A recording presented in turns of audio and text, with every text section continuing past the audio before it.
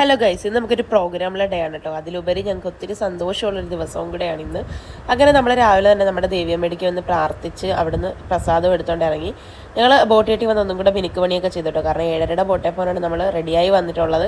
നമുക്ക് 8:45 കൈനഗിരി പഞ്ചായത്തിലെത്തണം. അവിടെ നമുക്ക് പോകാനുള്ള ബസ് എത്തും.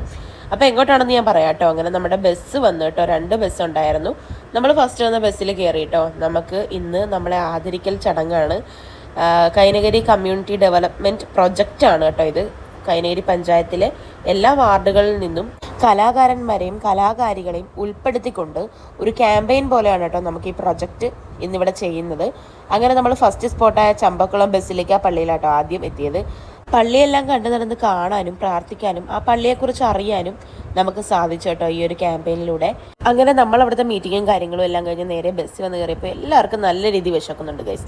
അങ്ങനെ അടുത്തുള്ള കടയിൽ നമ്മൾ പപ്സും വെള്ളമൊക്കെ വാങ്ങിച്ച് കഴിച്ചു കേട്ടോ. കാരണം നമുക്ക് രാവിലെ ഒന്നും കഴിക്കാൻ പറ്റിയിട്ടുണ്ടായിരുന്നു. അങ്ങനെ നമ്മൾ അടുത്ത സ്പോട്ടിലോട്ട് എത്തി കേട്ടോ. തകഴി ശിവശങ്കര പിള്ളയുടെ മ്യൂസിയത്തിലാണ് കേട്ടോ. നമുക്കിവിടെ കാണാനായിട്ട് അദ്ദേഹത്തിൻ്റെ ഒരുപാട് ബുക്കുകളും പുരസ്കാരങ്ങളും അംഗീകാരങ്ങളും ഒക്കെ തന്നെ ഉണ്ടായിരുന്നു. അദ്ദേഹത്തിൻ്റെ മുണ്ട്, ഷർട്ട്, പാസ്പോർട്ട് തുടങ്ങിയ എല്ലാ കാര്യങ്ങളും നമുക്കിവിടെ വന്ന് കാണാൻ പറ്റിയിട്ടോ. തകഴി ശിവശങ്കര പിള്ളയുടെ സ്മാരകത്തിൽ എത്താൻ പറ്റിയിട്ടോ.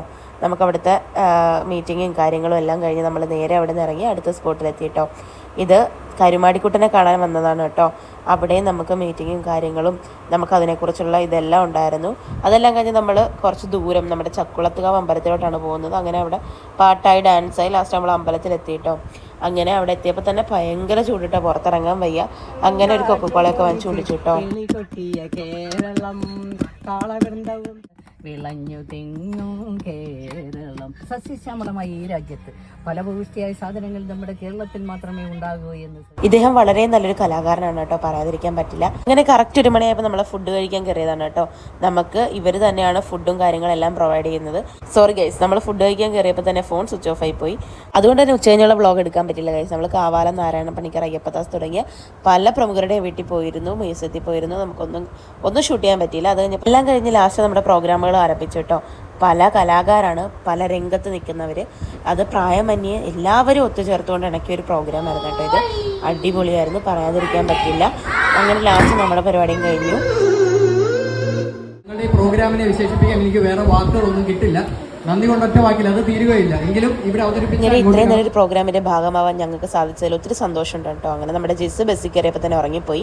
അങ്ങനെ നമ്മുടെ പരിപാടി എല്ലാം കഴിഞ്ഞ് നമ്മൾ തിരിച്ച് പോകുന്നു കേട്ടോ. നമ്മൾ തിരിച്ചെത്തിയപ്പോൾ 7 മണിയോളം ആയിട്ടോ. അപ്പോൾ നമുക്ക് അവർ വള്ളം വിളിച്ചു തന്നു. സാറും മേഡവും ഞങ്ങളുടെ കൂടെ തന്നെ വന്ന് ഓരോരുത്തരുടെയും വീട്ടിലിറക്കി കേട്ടോ. ഒത്തിരി സന്തോഷം. അങ്ങനെ നമ്മൾ ഇരിക്കുക ഒരു കോള് വന്നു കേട്ടോ. ഒരു ഹൗസ് ബോട്ടിൽ ഒരു പ്രോഗ്രാം ഉണ്ടെന്ന് വിളിച്ച്. അങ്ങനെ ഞങ്ങൾ നേരെ അങ്ങോട്ട് പോയി ആ പ്രോഗ്രാം കഴിഞ്ഞ് വീട്ടിലോട്ട് വന്നു. അപ്പോൾ ഇന്നത്തേക്ക് ഇത്രയേ ഉള്ളൂ. Love you and by.